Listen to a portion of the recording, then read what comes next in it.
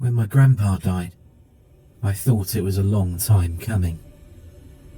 Don't get me wrong, it was a tragedy, but it wasn't exactly unexpected. He was an old man, his mind half gone, living alone in a house nearly 30 miles out from the nearest town. When the news came in that someone had found him in his home, dead for at least 2 weeks, I was saddened, but not surprised. Having just gotten a liberal arts degree, I wrestled for a while with the idea of moving into his old house. My parents didn't want it. They didn't really want to rent it out, and it was nicer than anything I'd be able to afford for years on. Finally, in April of this year, I swallowed my fears and moved into the place. My brother Ben decided to come with me, since he'd just had a bad break with his live-in girlfriend and needed a place to stay for a few months until he could get back on his feet. The old house was large enough that I would have felt wrong saying no. Before our grandfather's mind had started to go, he had quite a bit of money. I never really saw him a lot growing up, since he lived a few hundred miles to the south of us. Still, I remember the presents he bought us all for Christmas and for birthdays and whatnot. Usually, they were a lot better than what our parents could afford. He'd pitched in when I got my first car, agreeing to pay for half, as long as it wasn't some rice burner, as he put it. No one would ever claim that he was a perfect old man, or that we didn't have our falling outs.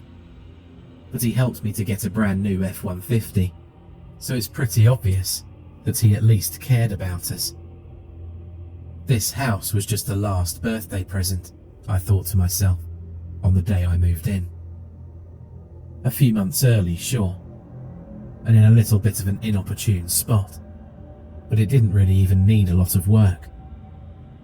The upstairs bedroom had been completely scraped out by the police department from out in Silver Springs, for reasons that I didn't particularly want to think about. But other than that, it was really nice. Our first night there, Ben and I had just dragged in our mattresses, a TV set, and my old games console. We sat up late that night just messing around, because neither of us really wanted to go to sleep. After we got done with the racing game, that was the only thing both of us could agree on, we sat up and talked for a while about how life had gone since we'd moved away from home. Pretty much the only subject we never broached was the reason why our grandpa had died. He'd been a brilliant old man, even with his problems, the head of a software company before his retirement. It had only been in the past few months that he'd begun to show signs of frailty, and he'd gone downhill fast.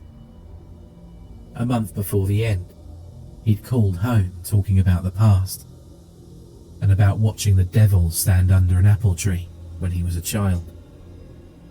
After that, he didn't contact us at all, or anyone else for that matter. He went out from dehydration after apparently flipping every circuit in his house and making it to where the water couldn't pump. To say the least, it was disturbing to think about. Maybe I dreamt about him that first night, and maybe I didn't. I'm not sure anymore. I know that I did several of the nights after that, though. He went from being the old man who I remember to being a desiccated corpse before my eyes in those dreams. It was like watching someone mummify. I'm sure that it was because of my own fears at the time, since I'd just gotten over a mild health scare. The next day, whether I had one of those dreams or not, we started bringing in more things. There wasn't really a whole lot of my stuff, since I'd been living in a dorm for 4 years. Ben dragged in 2 computers, several bookshelves worth of paperbacks, and a treadmill for some reason. By the end, it looked like he was the one living there, and I was just the guest. We went into town later in the day and got some food, along with a 12-pack of cola and a 6-pack of beer. It was on arriving that morning that I realised something was a little bit off about that house. We pulled into the driveway, hopped out of my brother's car, and were midway to the house before I noticed for the first time that no birds were chirping. There was an open field behind the house, going back maybe a few hundred yards to the forest. Normally, I would have expected to hear some wildlife, but nothing stirred behind the line of trees.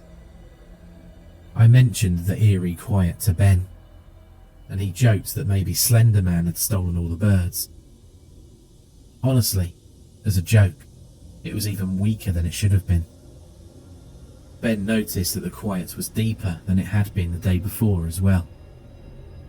We sat up that night, but Ben whipped out one of his college textbooks on European democracy, so it was just me playing video games alone. I shut the volume off once Ben had gone to sleep in his own room, and I listened for the sound of crickets chirping. There was nothing. I opened my window and looked out over the field, where fireflies would have normally been flickering this time of year. Nothing but darkness and the stars greeted my roving eyes. I went to sleep that night, and I know that I had one of the dreams. The next few weeks were okay. We got everything completely set up, cleaned out whatever there was to clean around the house, and discovered a box of my grandpa's old things in the attic. Most of it was stuff from the time he spent in Japan during World War II, including his collection of medals. One of them was a Purple Heart. I loved that old man, even though I might not always sound like it. I had a funny way of expressing it at times, but I really did care about him deeply. It was in the middle of May that we started having real problems. I remember Ben saying that he thought he saw an albino deer up in the woods. He sat on the back porch that evening, watching the forest, but nothing moved. As darkness began to fall, a breeze started to come in from the southeast. I thought that maybe I saw something, for a split second, in the undergrowth near ground level, but it didn't look like a deer. I talked Ben into following me in the house, and I slept fitfully that night. Something about what I saw haunted me, although I wasn't sure yet what it was. The next morning, we had to take another trip into town. This time, it wasn't for supplies, but to watch some movie that Ben had been going on about for weeks. As a result, we got home late that night. It was waiting for us in the driveway. I only saw it for a second before the lights in my truck cut out, but I could have drawn police sketches for the rest of my life from that thing. It looked something like a human being, only it was nearly 8 feet tall. Its skin was stretched tight over its bones and muscle, and it looked lean. Paradoxically, both like it was emaciated and terribly strong. The hair on its head was thin and scraggly, and its eyes were hollow black pits. I hadn't seen the claws yet, since they were hidden by the front of my truck, but I could see its teeth, and they are what I remember most about this thing. Its mouth was open like it had come unhinged, and it was full to the brim with knives. When the lights cut out, Ben looked over at me, and in the gloom, I could see the expression of pure terror on his face. The thing was still visible in the darkness outside, a darker shadow in the night. We both stared at each other, and it seemed unwilling to make a move. I don't know what time it was, because I couldn't see my watch, and it very likely wasn't functioning anyway. It became obvious as the minutes dragged on into hours, though, that this thing was standing there for a reason other than toying with us. Somehow, it couldn't see us. When morning started to dawn red on the horizon behind the house, I was afraid its vision would improve, but it just stood there. With better light, I could see that Ben was crying. Tears streaked down his face as that thing stared at us, unmoving and hungry. I remembered then watching a movie when I was younger. The T-Rex in that movie just stood by when its prey wouldn't move, counting on them to budge before it did, because its brain wasn't wired up to see anything but movement. The real T-Rex may not have been like that, but with the dawning of the day, it clicked that this thing probably was. That, I realised, was why my grandfather had died of dehydration in his own house.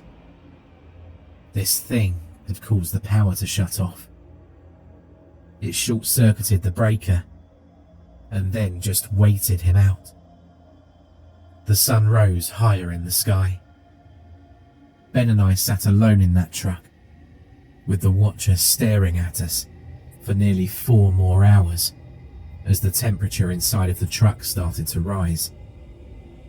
Without power, the air conditioner wouldn't run, and the electric windows wouldn't roll down. Not that I really trusted them anyway. It was 11 o'clock in the morning when Ben looked at me, shook his head, and cracked the door slightly. I stared in wide-eyed terror, but Ben turned to the door. Slowly, he creaked it open and stepped out. I watched as he closed the door, and the thing moved its head towards him. Still, it didn't quite seem to realise where he was. Ben walked forward, every movement careful and measured. He was less than 3 feet from the thing, and it sensed just enough motion to turn its head towards him. I watched as he walked past it, the thing unmoving and largely unseeing. I really thought that Ben was going to make it to the house. Then, he stepped on a twig. It took all I had not to scream as I watched the thing cover the short distance between itself and him in one bounding leap, then knock him to the ground. Its claws appeared then, fierce obsidian blades. Ben screamed, and I heard that thing howling like a wolf from hell. It was evening before I finally became conscious of the world again. When I did, I realised something. My truck was running. I kicked it into reverse as fast as I could, backing out of the long driveway from my grandfather's house. 2 years down the road, everyone thinks he was killed by a bear. They keep telling me that what I saw wasn't really what happened, that I just mistook a common animal for a monster. I'll always remember when that thing looked back at me one last time, though. I don't think I could ever forget what lives behind the line of trees.